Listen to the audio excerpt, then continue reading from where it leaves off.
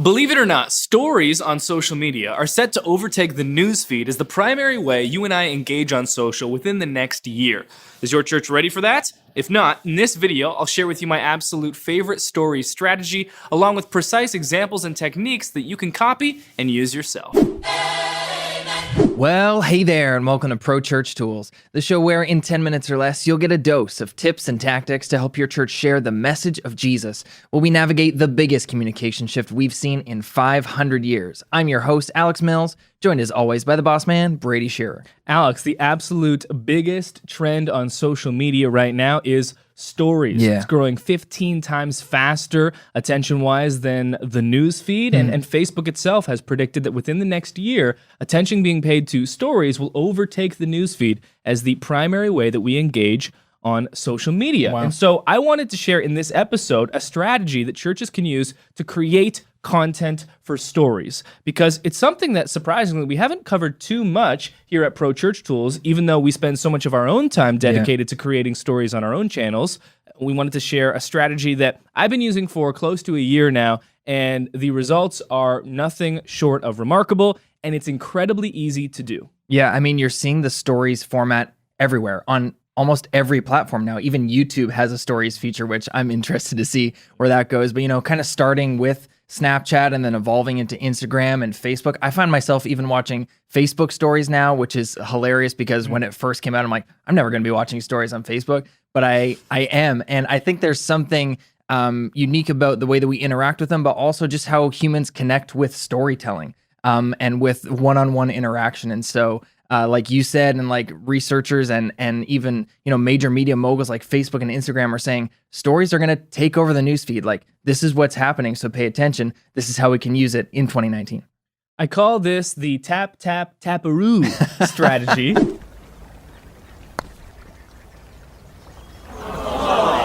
Just tap it in. Just tap it in. Give it a little tappy. Tap, tap, taparoo.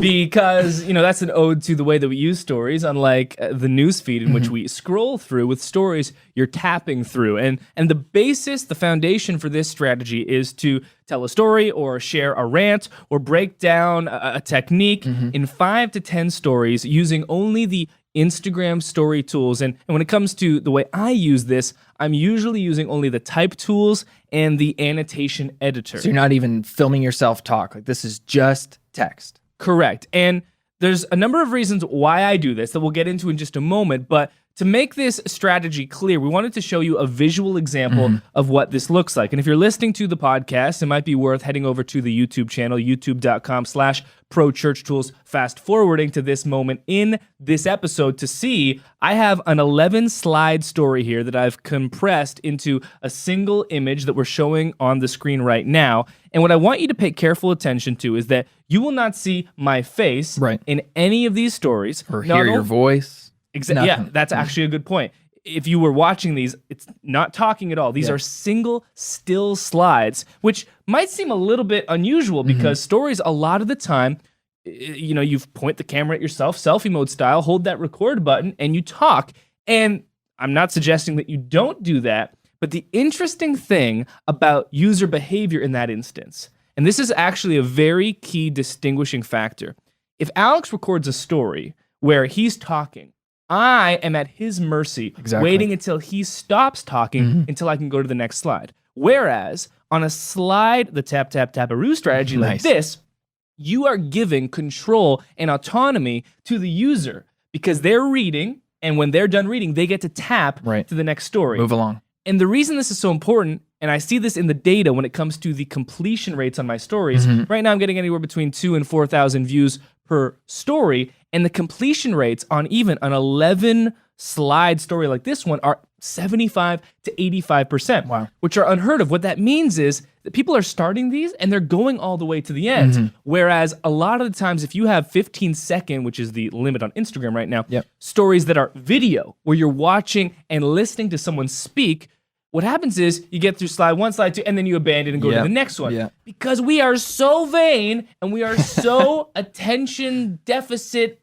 terrible at listening and paying. We just are like, 15 seconds. That's a long time. Yeah. There's a reason Vine was 6 seconds. So Exactly. almost all of us could get through it. Hashtag bring back Vine. Yeah, it's frustrating when we look into the insights, and you can do that just by kind of swiping up on your own story. You can see the insights of, when people dropped off, if they tap forward, if they tap back, if they exited your story all the way. It's kind of frustrating when we feel like we have something important to share, and so we take the time to film it, and then we see people dropping off. It's like, oh, why didn't you listen to what I had to say? And so this is such a great way to, like you said, put the control into the trigger happy followers that we all have, who are just eager to tap and move along to the next story, and they can consume what you're saying as quickly or as slowly as they want.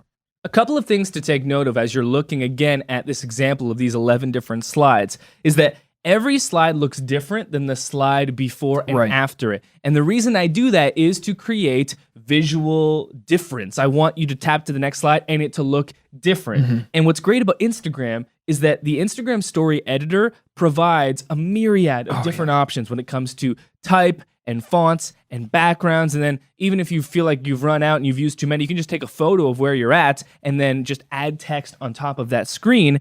And another thing I'll do is I'll draw arrows a lot and I'll circle stuff that I want to emphasize, because within the Instagram text tools, I don't believe there's a bold or italics feature. And so I'll actually draw emphases so to make up for the lack of bold or italics. I'll also try to, we talk about talking from stage and the idea of pitch and pace, where you want to change up the speed of how you're speaking, slow down to emphasize, but then speed up because you don't want people to feel like you're talking too slowly. And pitch and pace is important. I take that same idea, apply it to the visuals of Instagram. On one side, I'll put in a bunch of text. You'll go to the next one, and it'll be like 5 words. And that's great for, big, small, contrast, the opposites, the yin, the yang. That's helpful as well to create visual variance so you don't lull people into this kind of, predictability. Again, on social, always repeat equals defeat.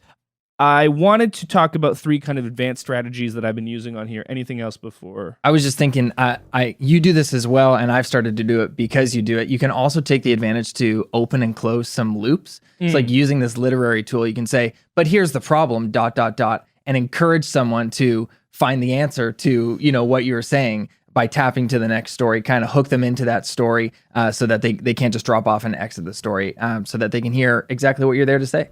Absolutely. 3 reasons why the tap-tap-taparoo strategy, I don't regret naming it that way, but you can't say it and feel serious, that's for sure. The tap-tap-taparoo strategy, 3 reasons why I love it. Number 1, the powerful mechanism of putting your audience in control. They don't have to sit through you, they get to take control of their own experience.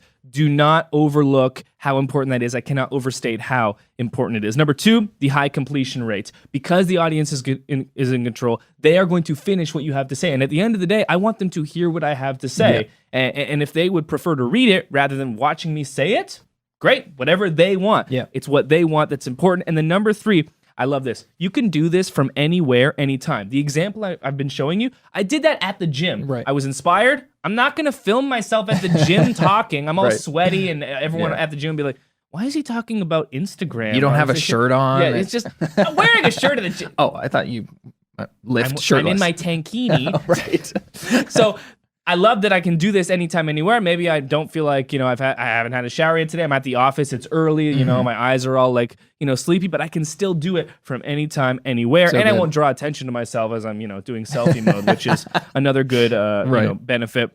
And then 2 advanced strategies that you can experiment with. The first is annotating screenshots. We've talked about this before, but when someone sends me a DM that I think will benefit everyone, I will take a screenshot of that. I'll anonymize them by, crossing out their name and any avatar they might have. And then I'll add that to my story, annotate it, and share that with everyone. So you can do that with emails. You can do it with DMs. You can do it with anything where you take an external conversation and then you welcome everyone else into it.